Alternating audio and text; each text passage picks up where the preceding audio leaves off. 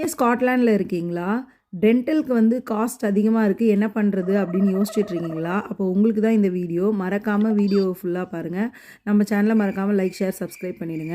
இப்போ வாங்க வீடியோக்குள்ளே போகலாம்.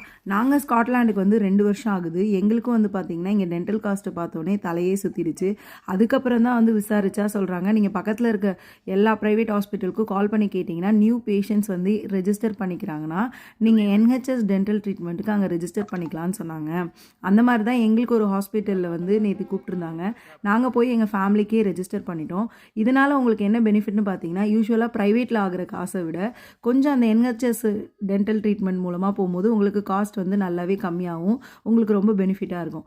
அது மட்டும் இல்லாமல் நீங்கள் 26 இயர்ஸ்க்கு கீழே இருக்கீங்கன்னா உங்களுக்கு கம்ப்ளீட்டாகவே இங்கே ஸ்காட்லாண்டில் வந்து பார்த்தீங்கன்னா டென்டலுக்கு ஃப்ரீ. நான் என் குழந்தைங்களுக்கு வந்து ரெஜிஸ்டர் பண்ணிட்டேன். அவங்க ஃபஸ்ட் அப்பாயின்மெண்ட்டும் கொடுத்துட்டாங்க. மீண்டும் சந்திப்போம். பாய்.